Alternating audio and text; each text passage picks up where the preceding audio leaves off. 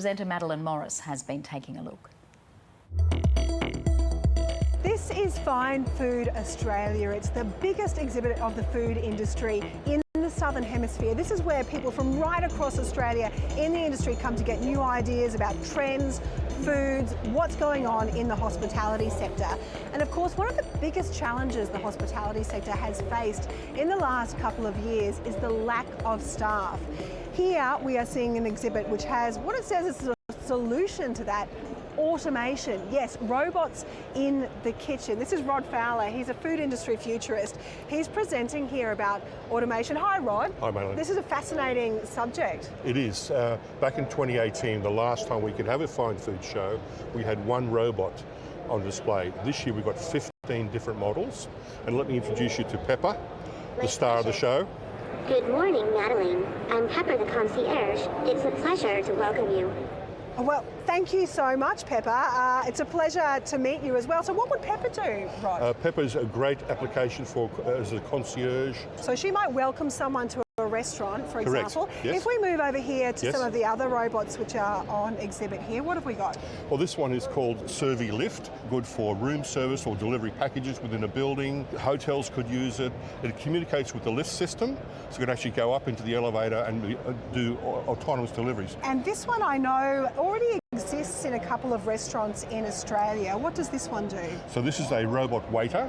And it's got all sorts of smart technology. It's safe around the customers, and it saves a lot of running around and all the menial tasks that a waiter does between the kitchen and the dining area. How much would one of these cost a business? They are now quite inexpensive, probably about $50 a day.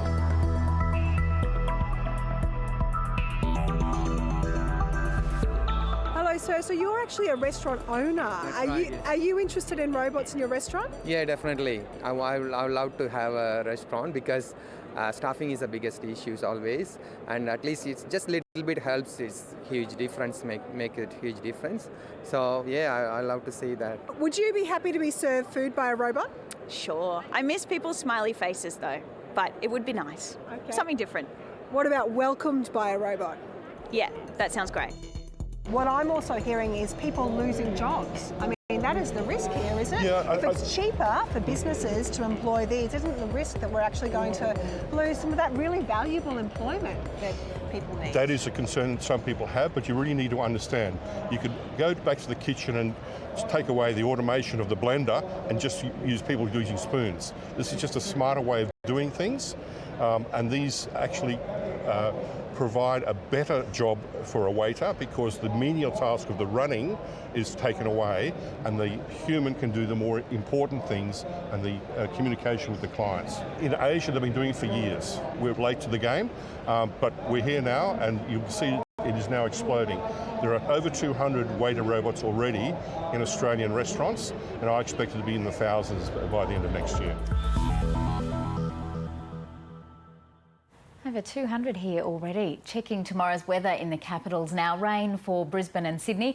A shower or two for Canberra and Melbourne. A chance of rain also for Hobart and Adelaide. Perth will be mostly cloudy and a sunny day ahead for Darwin. You can keep up to date at news